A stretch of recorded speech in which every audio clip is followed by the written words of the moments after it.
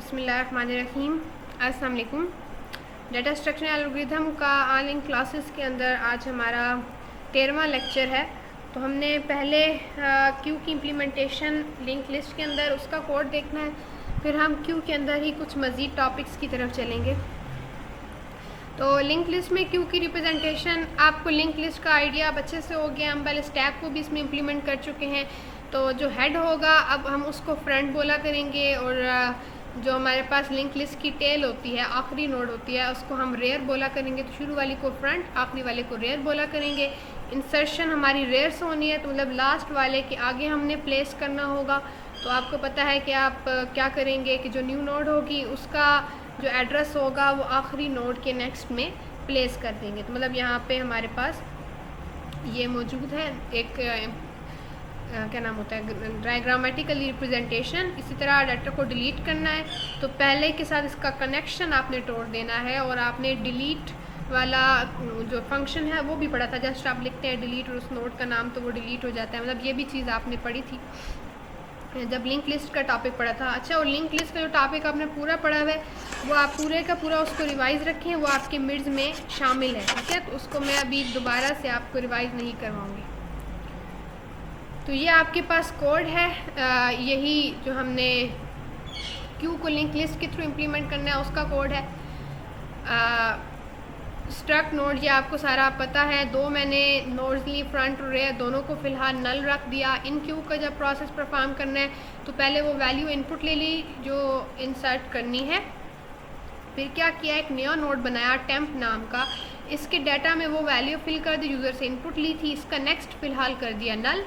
अब यहाँ पे हमने एक नोड बना के उसमें डाटा रखवा दिया है, उसका जो नेक्स्ट है वो नल कर दिया है।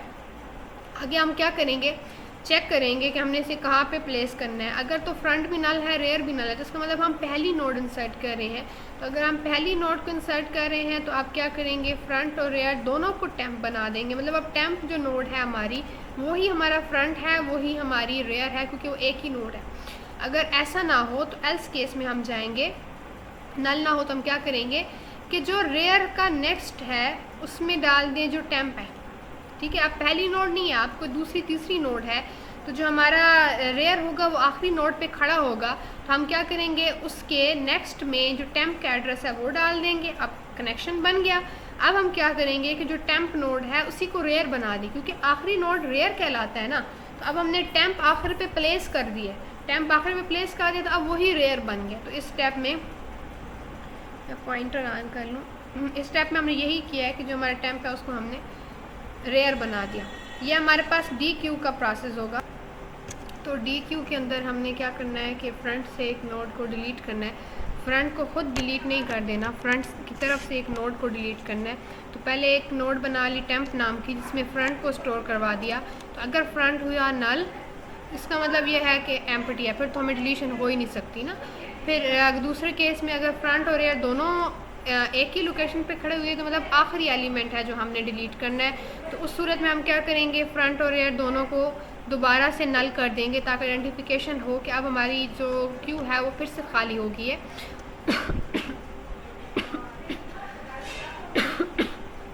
अगर ऐसा नहीं है तो front is equal to front का नेक्स्ट, फ्रंट को एक एक स्टेप आगे मूव करवा देंगे। और अब जो हमारा टेम्प था वो, मतलब टेम्प में हमने पहले से ही फ्रंट की लोकेशन स्टोर करवाई हुई है ना, तो अब उस लोकेशन पे जो नोड थी वो हमने क्या कर दी, डिलीट कर दी। और फ्रंट जो था वो अपने से अगले पे अब चला गया, मतलब अगली नोड को फ्रंट जो है वो आइडेंटिफाई कर रहा है।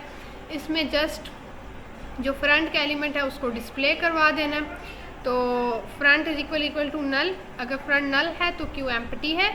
दूसरी सूरत में क्या होगा कि हम जस्ट फ्रंट का जो डाटा है वो डिस्प्ले करवा देंगे। ये नहीं कहीं भी करना कि front is equal to front का नेक्स्ट लिखें, क्योंकि उससे ये होता है कि वो चीज़ डिलीट हो जाती है, मतलब वो हमारा लिंक ख़त्म हो जाता है, हम अगली नोड को पॉइंट करने लग जाते हैं। हमने जस्ट उसका डाटा दिखाना है। और यहाँ पे हम प्रिंट का फंक्शन लगाया, जो कि फ्रंट को हमने टेम्प में स्टोर करवा दिया। फ्रंट को तो बार बार मूव नहीं ना करवाना, टेम्प को मूव करवा लेंगे। तो टेम्प को मूव करवाते के बाद जब तक टेम्प नल नहीं हो जाता तब तक जो डाटा है वो हम प्रिंट करवाते रहेंगे। और हमारे पास ये था कोड फंक्शंस। अब इसको मेन के थ्रू हम कॉल करेंगे और मेन के थ्रू कॉल करने का वही सेम तरीका है जैसे आप पहले भी करते रहे हैं कि उसके अंदर चॉइसेस ले लें, 1 एंटर हो तो इन क्यू करें, 2 एंटर हो तो डी क्यू करें। तो ये प्रोसेस आपने बहुत दफ़ा समझा हुआ है तो मुझे दोबारा से यहाँ पे बताने की ज़रूरत नहीं है। अच्छा आगे चलें तो हमारे पास जो नेक्स्ट टॉपिक है हमारा वो है सर्कुलर क्यू। ऐसा हमारे पास क्यू जिसका फ्रंट और एंड दोनों सिरे आपस में जुड़े हुए हों, जैसे ये आपको शेप नज़र आ रही है। इसमें हमारे पास function perform based on first in first out principle, it is also called ring buffer, इसे रिंग बफर भी कहा जाता है। तो ये इसका फ्रंट है और जहाँ इंसर्शन होते होते रेयर हमारा पहुँच चुके हैं यहाँ।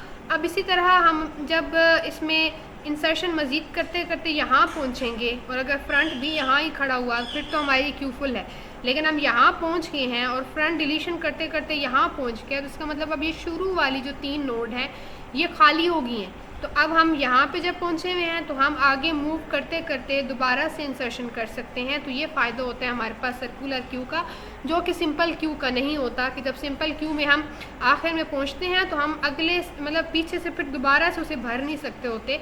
तो अब हम ये कर सकते हैं कि हम जब यहाँ पहुँचेंगे तो हम दोबारा से जो इसके स्टार्टिंग वाले एलिमेंट्स हैं उसमें फिलिंग को शुरू कर दें। यहाँ पे यही लिखा हुआ है कि इसमें आप क्या क्या कर सकते हैं, इन क्यू का प्रोसेस कर सकते हैं, डी क्यू का कर सकते हैं। जब इन क्यू का करेंगे सर्कुलर क्यू के अंदर और तो हम इंसर्शन रेयर से ही कर रहे होंगे, डिलीशन हम जो है वो फ्रंट से ही कर रहे होंगे।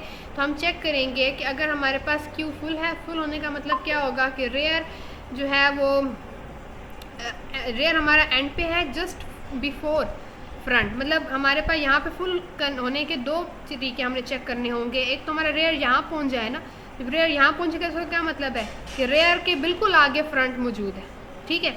अब इसी तरह हम अगर इंसर्शन करते करते यहाँ पहुँच गए हैं और हमारा फ्रंट इधर खड़ा हुआ है तब यही चेकिंग होगी कि हमारा जो फ्रंट है वो रेयर से एग्जैक्टली आगे है, तो इसका मतलब है हमारी क्यू जो है वो फुल है। तो यहाँ पे यही बात लिखी हुई है। और अगर हमारी क्यू फुल नहीं होगी तो हम इंसर्ट कर देंगे। इसी तरह डी क्यू होगा तो डी क्यू में हम चेक करेंगे कि हमारे जो क्यू है वो एम्प्टी तो नहीं है। अगर वो एम्प्टी है तो फिर फिलिंग नहीं होगी। अगर एम्प्टी फिलिंग की बात करूँ डी क्यू नहीं होगा, और अगर एम्प्टी ना हुई तो फिर जो है वो डी क्यू होता जाएगा। अब ये इसके लिए कोड है। तो पहले इंसर्ट के लिए है। इंसर्ट के लिए आप देखें तो हम अगर फ्रंट हमारा 0 पे खड़ा है और रेयर n-1 पे खड़ा है, जैसे मैंने आपको बताया कि फ्रंट 0 पे खड़ा था और रेयर आखिरी एलिमेंट पे खड़ा है। यहाँ पे फ्रंट 0 और n-1 का मतलब लास्ट एलिमेंट होगा। एन साइज़ है उस अरे का साइज़ 5 है, तो जो है ये हमारे पास 5-1 4, 0 से लेके 4 तक बनेंगे ना, तो आखिरी एलिमेंट जो होगा वो 4 होगा।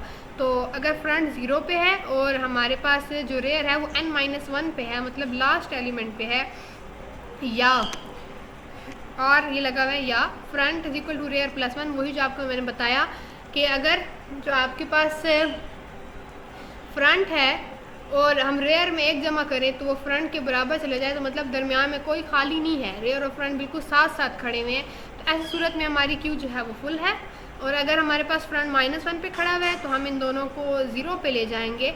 और तीसरी सूरत हमारे पास ये है कि अगर हमारे पास 0 पे ले जाएंगे तो ये वाला हमारे पास कोड आखिर में आके चलेगा, ठीक है। ये आखिर में चाहे ये वाली कंडीशन ट्रू हो चाहे ये वाली कंडीशन ट्रू हो, ये चलना ही चलना है। तो rear is equal to n-1, अगर हमारी रे आखिरी इंडेक्स पे खड़ी है तो अब हमने इसे पहले पे लेके जाना है। तो पहला हमारा क्या होता है 0, तो हम रेयर को 0 पे ले जाएंगे। और अगर ये दोनों केसेस हमारे पास ट्रू नहीं है तो इसका मतलब है हमारा रेयर दरमियान में कहीं खड़ा है, तो हम उसमें 1 का इजाफा करेंगे और अब जिस लोकेशन पे हमारे रेयर है उस लोकेशन पे हम वैल्यू को प्लेस कर देंगे। अब डिलीशन की बात की जाए तो अगर हमारा फ्रंट जो है वो -1 पे है तो अब मतलब हमारी जो अरे है वो एम्प्टी है, तो क्यू जो हमारी है वो फुल है, वो क्यू जो है वो एम्प्टी है तो अंडरफ्लो होगा। और अगर -1 पे नहीं है तो हम क्या करेंगे, जो भी हमारा फ्रंट पे एलिमेंट है उसको आउटपुट में दिखा देंगे और फ्रंट को हम जैसा कि पहले करते होते हैं एक एक करके आगे मूव करवाना होता है। तो इसमें फिर 2 केसेस हैं। अगर फ्रंट और रेयर दोनों एक ही लोकेशन पे खड़े हैं तो मतलब हमारी क्यू का आखिरी एलिमेंट बाकी है जिसे हम डिलीट करें, दोनों को -1 पे ले जाएं।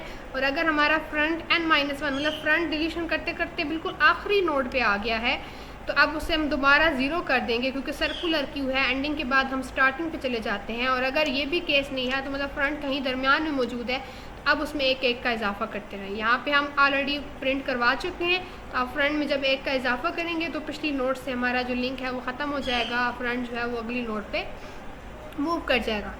अब ये डिस्प्ले का फंक्शन है, इसको आप लोग खुद रीड आउट कर लेंगे। और यहाँ पे हमारे पास मेन फंक्शन है जिससे हम इन सबको कॉल करेंगे। तो होप सो यहाँ तक आपको जो सर्कुलर क्यू है उसका समझ आ गया होगा। इसकी लिंक लिस्ट के थ्रू भी इम्प्लीमेंटेशन पॉसिबल है, लेकिन वो जब हम लिंक लिस्ट में सर्कुलर लिंक लिस्ट को पढ़ेंगे, जो कि मैंने आपको प्रोग्रामिंग फंडामेंटल वाले में उसका इंट्रोडक्शन दिया था कि वो कैसी होती है, कोड नहीं किया था। तो जब उसका हम कोड करेंगे तो आप ऑटोमेटिकली उसके साथ इसको भी अंडरस्टैंड कर लेंगे। अच्छा, अगली हमारे पास है डबल एंडेड क्यू। अब डबल एंडेड क्यू हमारे पास क्या है?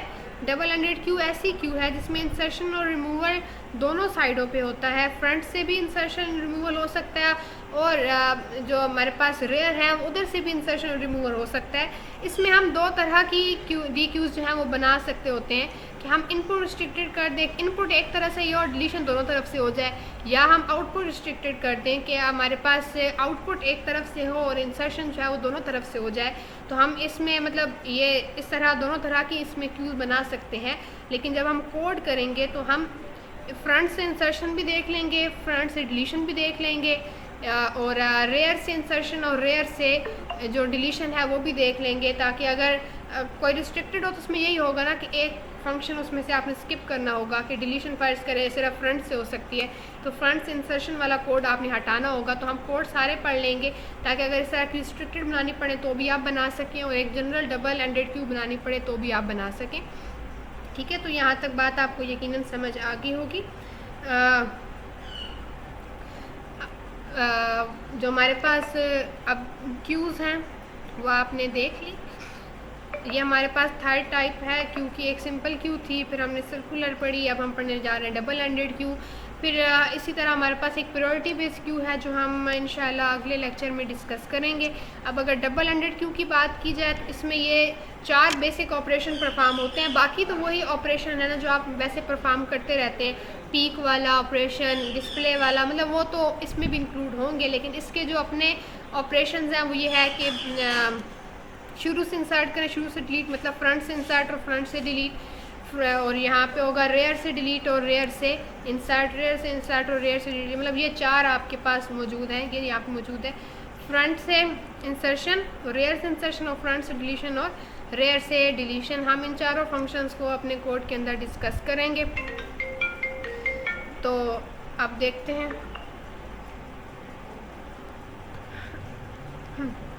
उसी तरह मैंने एक अरे ले ली, 5 एलिमेंट की, फ्रंट और रेयर को -1 रखवा दिया, साइज में 5 रखवा दिया। फ्रंट से इंसर्शन परफॉर्म करने लगे हैं, तो फ्रंट से इंसर्शन पहले देखेंगे फ्रंट हमारे पास 0 है, या जो हमारे पास रेयर है वो साइज -1 तक पहुंच गया। अब ये या नहीं है, सॉरी, एंड ऑपरेटर है। फ्रंट हमारे पास 0 पे खड़ा हो और जो रेयर है वो साइज -1 तक पहुंच गया हो, मतलब आखिरी एलिमेंट पहुंच गया हो। या हमारे फ्रंट 0 पे खड़ा होने का क्या मतलब है कि अरे हमारी फिल होना शुरू हुई, फ्रंट 0 पे रह गया और सारी फिल होते होते जो रेयर था वो आखिर में पहुंच गया, पूरी जो क्यू है वो हमारे पास फुल हो चुकी है। और front is equal to rear +1। ठीक है, अब हमारे पास अगर दोनों तरफ से इंसर्शन और डिलीशन हो सकती है ना, तो अगर हमें front is equal to rear +1 हो, मतलब वही फ्रंट और रेयर दोनों साथ साथ मौजूद हो, मतलब 2 नोड्स आप जेब में तस्वर करें, एक नोड पे रेयर खड़ा है, अगली नोड पे फ्रंट खड़ा है। तो अब रेयर में एक जमा करेंगे तो हम फ्रंट के बराबर पहुंच जाएंगे, तो ऐसी सूरत में हमारी अरे जो है वो फुल है। और दूसरा कि ये है फ्रंट -1। अब हम फ्रंट से इंसर्शन करें, ठीक है, तो फ्रंट अगर -1 पे है तो फ्रंट को 0 पे ले जाएं, फ्रंट को 0 पे ले जाएं और रेयर को भी 0 रख दें। फ्रंट को 0 भी रखा, रेयर को भी 0 रखा, और जहाँ पे आप फ्रंट खड़ा है वहाँ पे वो वैल्यू प्लेस कर दे जो इंसर्ट करनी है। ठीक है, और अगर हमारा फ्रंट 0 पे खड़ा है तो अब फ्रंट में से जब इंसर्शन होगी ना तो फ्रंट 1 बाय 1 करके आगे नहीं मूव करेगा, फ्रंट पीछे से मूव करेगा। ठीक है, रेयर आगे आगे चलेगा ना तो फ्रंट पीछे से मूव करेगा। तो फ्रंट हम साइज -1, मतलब फ्रंट को हम आखिरी एलिमेंट की तरफ ले जाएंगे और उस जगह पे हम जो नया एलिमेंट है वो फिल कर देंगे। और फिर अगर इनके अलावा कोई केस है तो फ्रंट में माइनस माइनस करते जाओ। मैं आपको ये चीज़ यहाँ पे बता दूँ एक दफ़ा, ये देखिए, ये हमारे पास अरे है, ठीक है। फ्रंट यहाँ फ़र्ज़ करें, रेयर यहाँ फ़र्ज़ करें, तो रेयर क्या करता है, पहली दफ़ा दोनों यहाँ पे खड़े होते हैं, फिर रेयर एक एक आगे मूव करता है, तो जो फ्रंट होगा वो एक एक पीछे मूव करेगा जब उससे इंसर्शन करनी होगी। तो फ्रंट अगर यहाँ पे खड़ा है तो फ्रंट को हम यहाँ पे भेजेंगे। अब पहली दफ़ा यहाँ इंसर्शन हुई, मज़ीद इंसर्शन करनी है तो फ्रंट यहाँ आएगा, फिर यहाँ आएगा, तो मतलब फ्रंट ने एक एक पीछे मूव करना होता है और रेयर ने एक एक आगे मूव करना होता है।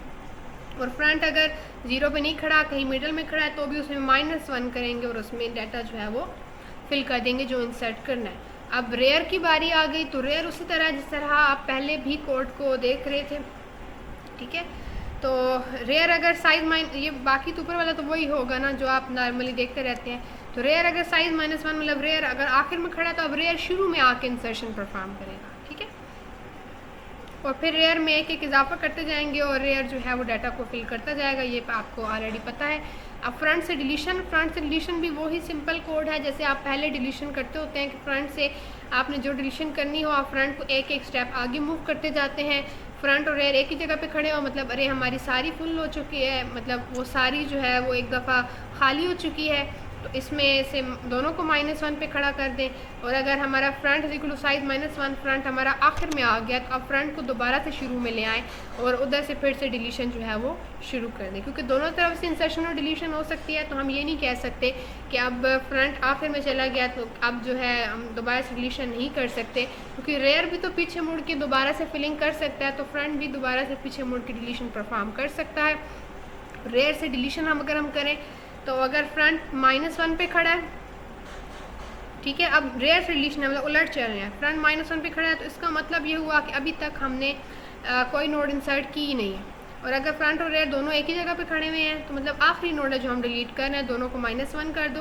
और अगर हमारे पास जो रेयर है वो 0 पे खड़ा हुआ है, ठीक है, रेयर हमारा 0 पे खड़ा हुआ है, तो अब हमने क्या करना है, रेयर को पीछे ले जाना है। जैसे आपने फ्रंट की बारी किया था ना, फ्रंट वैसे क्या करते हैं आगे आगे मूव करता है, लेकिन फ्रंट से जब हमने उलट काम करवाया, उससे इंसर्शन करवाई, तो अब वो एक एक पीछे मूव करना शुरू हो गया। तो रेयर कब यही है कि रेयर वैसे आगे आगे मूव करता है तो रेयर इंसर्शन करता है, लेकिन जब रेयर से आप डिलीशन करवाएंगे तो रेयर को भी एक एक स्टेप पीछे मूव करवाना होगा। तो रेयर 0 पे खड़ा है तो रेयर को आखिरी एलिमेंट पे ले आए, ठीक है, पीछे मूव करवा के। इसी तरह फिर वो अगर किसी और जगह पे खड़ा है तो भी उसको रेयर को 1 स्टेप माइनस करते जाना है। तो एक सिंपल लॉजिक, वैसे तो आप कोड समझ जाएंगे देख के ही, तो एक सिंपल लॉजिक जो आपके लिए हिंट होगा वो ये होगा कि अगर आप फ्रंट का बुनियादी काम क्या है, डिलीशन। रेयर का बुनियादी काम क्या है, रेयर का बुनियादी काम है इंसर्शन। तो रेयर से अगर आप इंसर्शन के अलावा कुछ करवाएंगे तो अब इंक्रीमेंट के बजाय डिक्रीमेंट होगा, और फ्रंट से आप डिलीशन के अलावा कुछ करवाएंगे तो फ्रंट में भी इंक्रीमेंट के बजाय डिक्रीमेंट परफॉर्म होगा।